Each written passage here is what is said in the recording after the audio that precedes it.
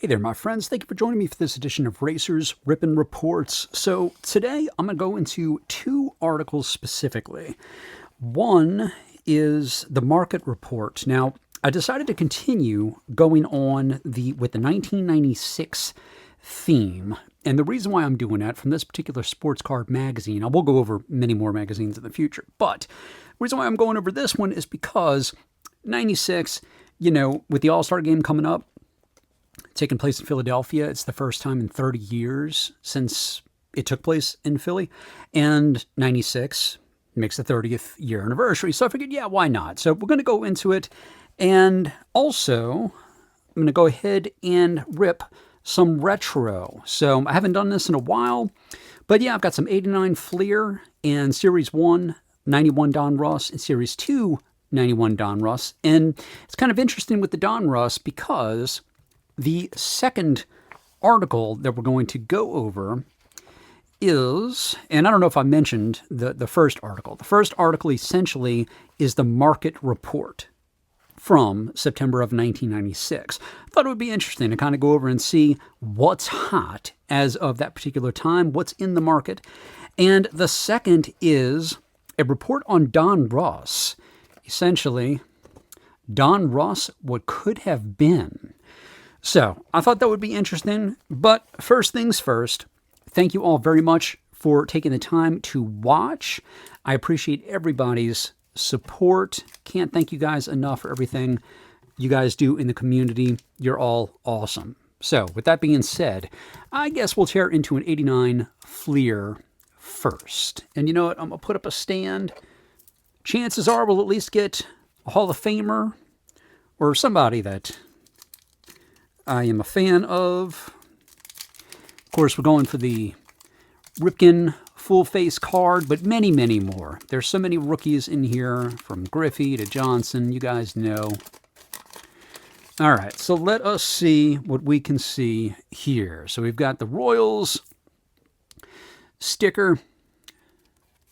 All right, we're going to start things off with an Eric Hansen, Willie McGee,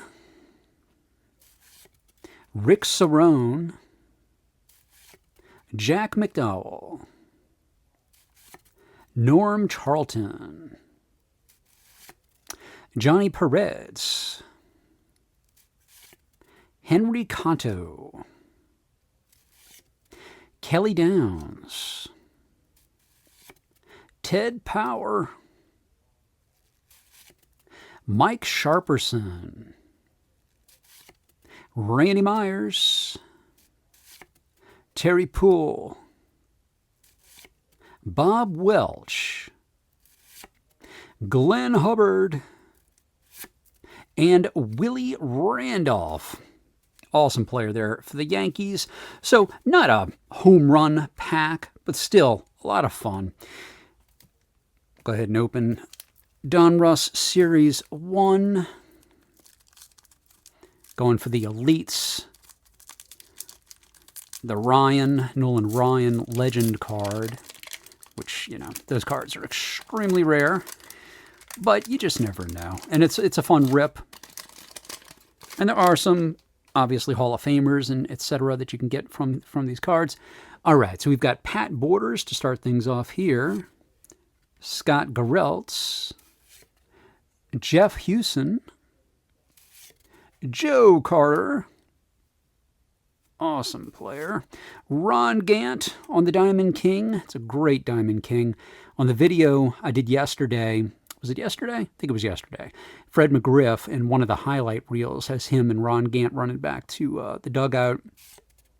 Bo Jackson highlights card. Very nice indeed. I'll go ahead and set Bo up.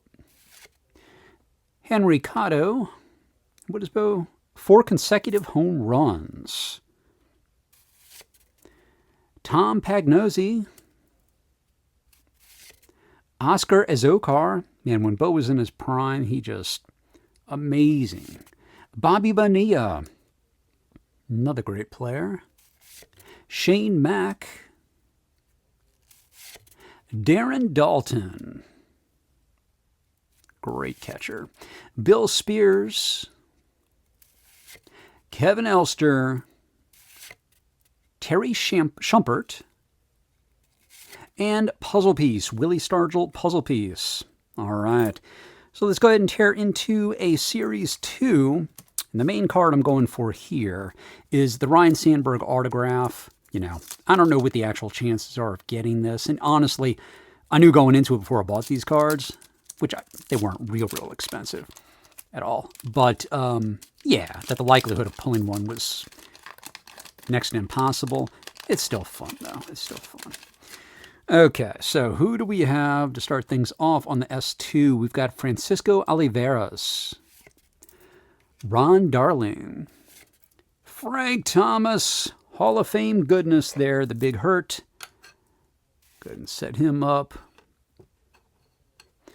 All right, and then we've got Dennis Cook, Eric Hansen. We had Eric Hansen in, I think, the Fleer. Dan Schatzeder, Kevin Mitchell on the MVP, John Wetteland, Ron Gant, we just talked about you, Ronnie, Ernest Riles, Luis Gonzalez, Dave Parker, the Cobra, there when he was on the Brewers. I always think of him as a Pirate, but he was great wherever he went. David Wells, and I'm going to put Dave Parker up as well. Another legend.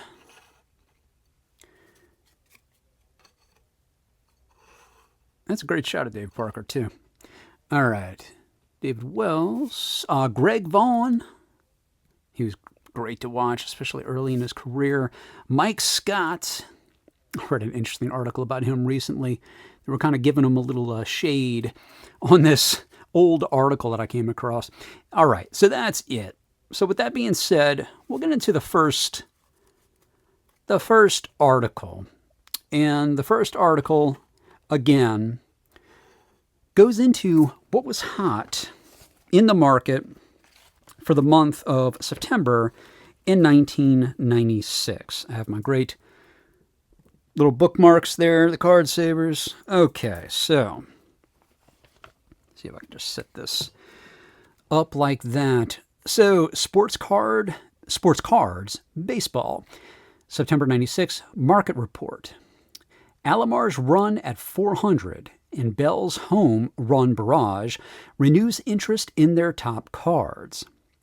The offensive barrage of homers, hits, and runs continues on a daily basis in Major League Baseball as final scores resemble a good NFL game.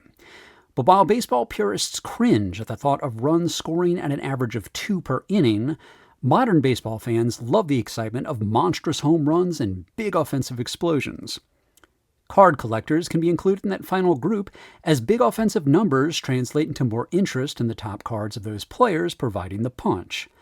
Right now, nobody is drawing more interest than Cleveland's volatile slugger, Albert Belle, and Baltimore's all-around superstar, Roberto Alomar. Belle has quickly become the Dennis Rodman of Major League Baseball. Without the colored hair, he creates controversy everywhere he goes, but yet he continues to hit home runs at a record pace. Despite his recent suspension for crushing Fernando Vina in the base paths, Belle was on pace to top Roger Maris' single-season home run record of 61. There it is, Vina. Oh, this is just like the play in the third inning. And it was Albert Belle back in the third inning. This time he lays it on Vina even more so.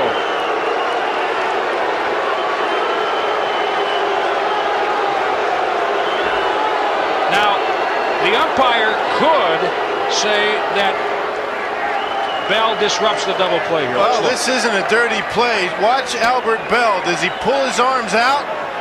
Does he give him a forearm shiver? Yeah, he does. You see his elbow go out and into Fernando Vina's chin. I tell you, if he didn't do that, that's an okay play. That is not a dirty play, but since he threw that forearm out, second base umpire fielding Cobra should have called Murray out at first base.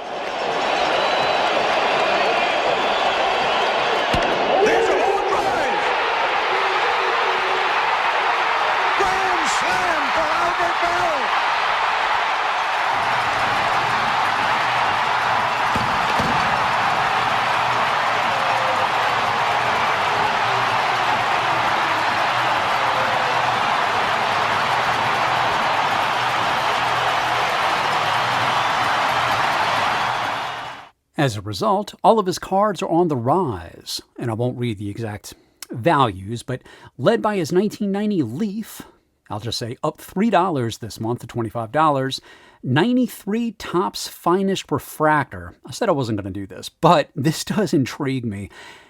Up $50 to $600 for that card back then. Then 95 Bowman's Best Refractor and 95 Topps Finest Refractor. Alomar is less controversial than Belle, but just as effective.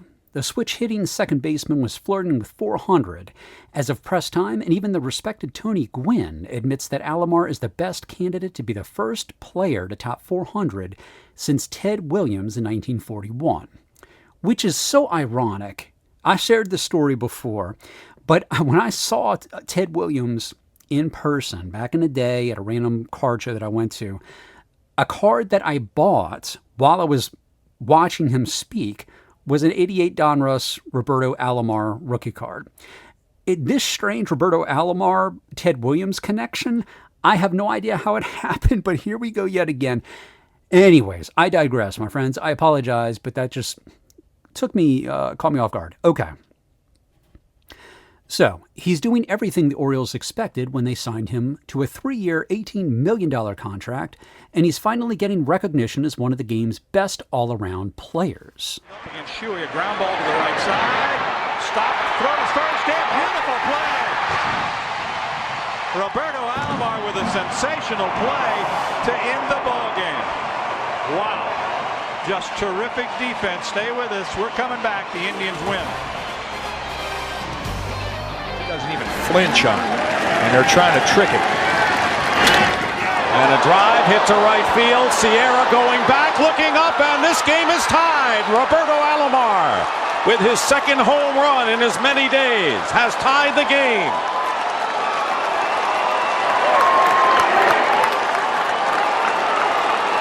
And the Toronto bench out of the dugout.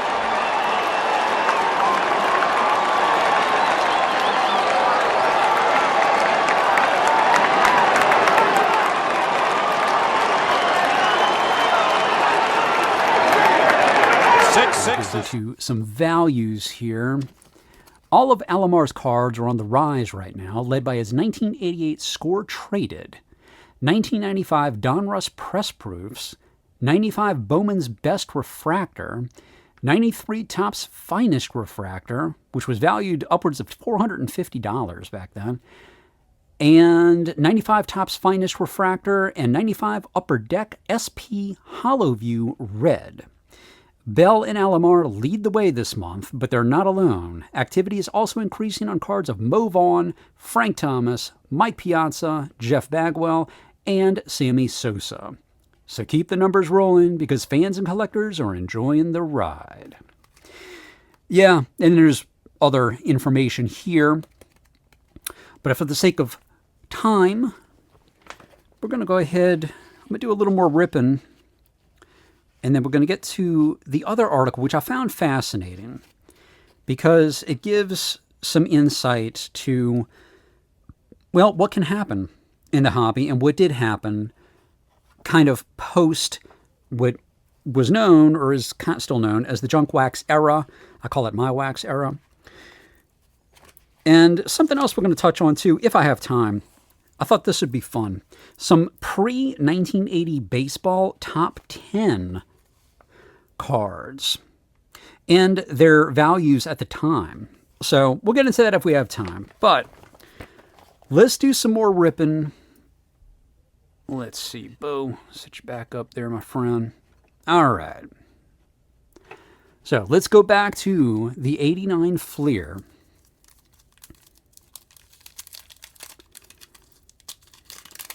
So far from the 89 Fleer that I've opened, of course, I've gotten some Hall of Famers. I would say the biggest hit is probably the Randy Johnson rookie card.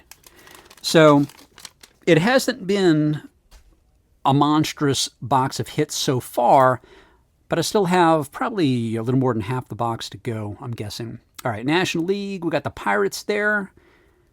And we're going to start off with Joey Meyer, Sherman Corbett, Charlie Lee. Goose Gossage there on the Cubbies. Very nice indeed. Gary Pettis. Randy Ready. Ready for anything. And then we've got the prospects of Brad Pounders and Gerald Clark. Kirk Gibson, there we go. Man, that guy could hit. Ed Vandenberg. Tim Burke. Pat Tabler. Eric Show. Luis Aguayo.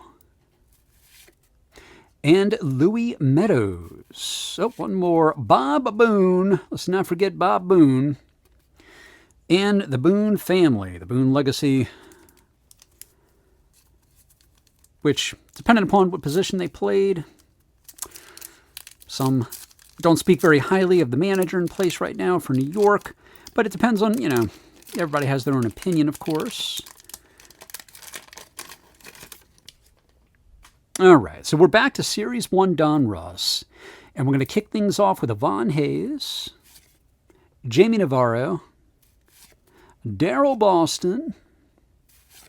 There we go, Ryan Sandberg. My main man right there, followed by a George Brett, another Hall of Famer. I made a comment to my friend over there at Sky's the Limit on a recent video that he did, and the glove work cards that are in the, is it Series 2? Top Series 2, I do believe. They have, you know, glove work, and I made a joke, just joking, because I do have all respect for George Brett. If it would be funny if they had tar work, a tar work card for George Brett. Those who know, know. Oil Can Boyd, Lloyd Mosby, Mike Morgan, Jose Canseco. And I'll tell you, as a kid, man, there weren't many players that excited me more than watching Jose Canseco. Remember the game that I saw him live, seeing him and McGuire. They played against the Giants. It was so surreal seeing those guys in person. Leo Gomez, Chris James, Ken Caminiti. Whoop, we got a double here. Don Paul and Randy Myers, Brian Harvey, and Puzzle Piece. All right, so before we read this Donruss report to see what Donruss could have been, we'll open this pack and then we'll get right to it. My goal before finishing this video is to try to keep it around 15 minutes, under 20. We'll see if I accomplish that or if I failed miserably. And it's a learning process. So, you know, for me, I will definitely, at least hope, to get better in time. Because, man, I could do easily hour-long videos, but nobody can obviously watch that for that long, including myself. All right, Rance Mullenix, Terry Mulholland, Darryl Strawberry. That's a beautiful MVP. We'll put him up there with Dave Parker. Thinking about Pastor Ken there. Randy Tomlin, Edwin Nunez, Tom Bernansky, John Cerruti, Tim Drummond, Glenn Davis, Todd Burns, Dale Murphy. There we go. Some Dale Murphy goodness. Go ahead and set him up. We got Sandy Alomar. I'll set him up there with, I'll put a stand up in a minute. Sandy Alomar, who, man, I enjoy that guy. Massive talent. Ryan Sandberg, shout out on Mr. Checklist. Scott Ruskin, Bert Blyleven, it's another star, and Puzzle Piece. Okie dokes. So, with that, let's get into Donruss what could have been. And I'll be curious to see what you guys think on it. By all means, any thoughts that any of you guys, when you watch, my content, have, I love reading them. Feel free to share. And I appreciate everybody who does regularly. You guys are great. Okay. So this is I kind of pre-read this a while back, and I found it interesting. Donruss, What Could Have Been, by Vince Noss. The final word. Get ready for the hottest new cards in the world! What? Sizzling new for 92! Donruss, a radical redesign with action so big, back so bold, rookie and elite cards so great, they're almost too hot to handle. The sizzling new 92 Donruss cards. They're turning the collecting world upside down. Nice catch. Thanks a lot, Mike. No one packs excitement like Donruss. I'm curious to know what you guys think of how it relates to today. And also the previous article, how it relates to today in regard to the prices, and something we'll touch on in a second. But the sale of Donruss to Pinnacle Brands was not the first transfer in the company's ownership. However, it is by far the most significant. When you seek the answer to what happened to Donruss, there are several answers, but they start with a lack of understanding. Donruss was in the hands of a company whose top executives never really understood that marketing collectible cards was totally different than selling candy and gum. That lack of understanding resulted in overproduction in the late 80s and early 90s. That mistake was compounded by the unwillingness to destroy the huge pile of unsold cards, which was eventually dumped into the market in large quantities over the years. Now, myself personally, my own thoughts on that. I mean, I get it from a business standpoint, why they would want to do that, to prevent diluting their product. But from a hobby standpoint, I'm grateful that the cards still existed, because it allowed collectors of all ages to be able to collect, perhaps otherwise, what they wouldn't have been able to. In 1990, as competition increased, Donruss led the charge of new products and developed higher quality cards like the Leaf set and innovative sets like Studio the following year. With a newly assembled creative team to breathe life into card sets, Donruss finally had the tools to create more imaginative products. Sales had skyrocketed, and everybody seemed happy in the land of ink and cardboard. Donruss, however, made a major mistake in not expanding to other sport cards in 89-90, when it could have easily acquired an NFL license and was rumored to have been offered an NBA contract. We all know that sales of cards in those two sports ballooned. When the baseball card market became saturated by overproduction and a multitude of new brands, sales began to drop almost as fast as they rose just a few years prior. Then came the disastrous baseball strike in 1994, and the NHL's lockout of its players the same year. Because of Donruss's prior decision not to expand to other sports and inability to do so then, it was unable to withstand the devastating effect of a soft market. In addition to senior management not understanding the card market, they also did not place the proper amount of focus on the business. Even at its peak, Donruss's sales only accounted for about 1/5 of Leaf's total revenue. Since the top execs did not have time to devote full attention to the business, Donruss suffered. Had Leaf appointed a president or CEO over Donruss 5 or 6 years ago, I believe the company would have flourished under the right leadership and with proper focus. These are the qualities I respect about Pinnacle. Leaf's appointment of John Williams as president of Donruss last summer was, unfortunately, too late to save the company. His departure 7 months after he arrived indicated to me that he evaluated the damage, reported the bleak outlook, and then was sent packing. 13 years after it began, nothing much had changed with Donruss. A failure to understand the business and the unwillingness to apply the proper resources generally result in the inability to maintain a successful company. What does all this mean to collectors in 1996 and the industry for the future? And out of curiosity today, if it were to happen. I mean, think about it, Topps being the only licensed product right now. The elimination of one card company and hopefully several brands will mean a major step in the right direction for an industry suffering from overcrowding. Much of the creativity brought to the industry by Donruss will carry over to Pinnacle. I believe Jerry Meyer, Michael Clearly, and the team they now have assembled at Pinnacle will capitalize on Donruss's heritage and give the industry a much-needed shot in the arm. Hopefully, the Donruss brand name will live on, allowing collectors to continue buying an old favorite.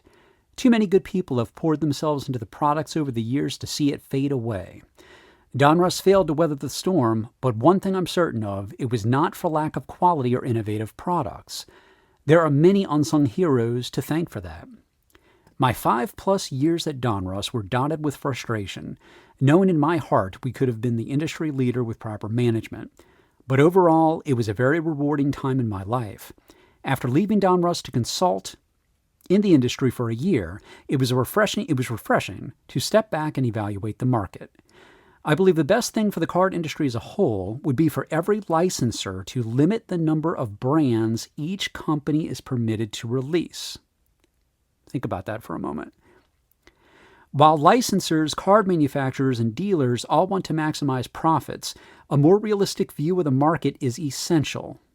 Despite the huge drop in card sales over the past few years, as of 1996, the card market is still much larger than it was before sales soared in the late 80s. Card collecting is a great hobby for people of all ages, and always will be. As an industry, everyone involved has made it too complicated and overwhelming for many collectors. That needs to be corrected. Vince Noss was Director of Card Development and Marketing at Donruss from 1990 to 1995 and now serves as Executive Director of Baseball Chapel, a nonprofit ministry to professional baseball players and executives.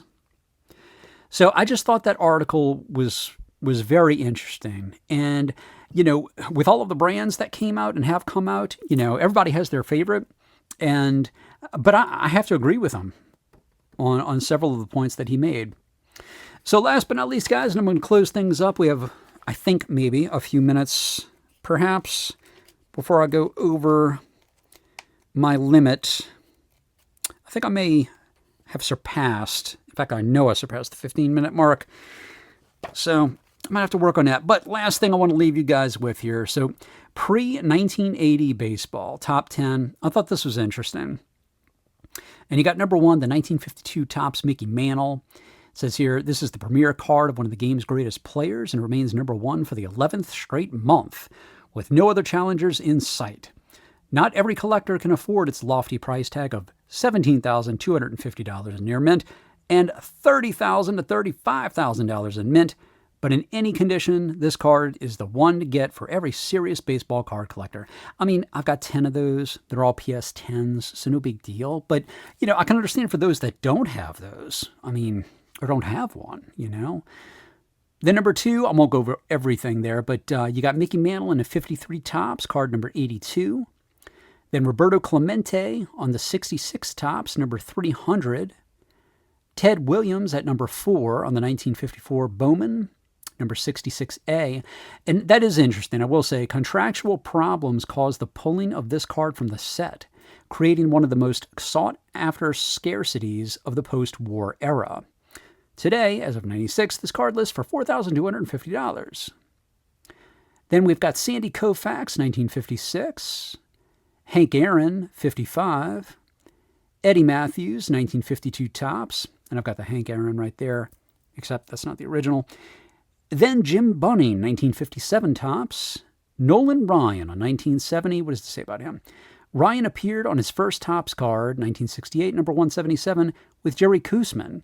But his first Topps card alone appeared in the 4th series and lists for $400. $400. And then lastly, the New York Yankees, 1961. And one of the reasons why this is in here is because set cards were often checklist cards, and as a result, they're much rarer to get in any kind of decent condition. So, yeah, and there's other, I'll just let you guys take a look, and you can take a screenshot in case you want to read that for the pre-1980 football, basketball, and hockey. But that's going to do it today, guys. Thank you all so much for taking the time to watch. Please, if you like this content, consider liking, subscribing, and or sharing. And if you have any thoughts, I would love to hear from you. Hope you all have a wonderful rest of your day.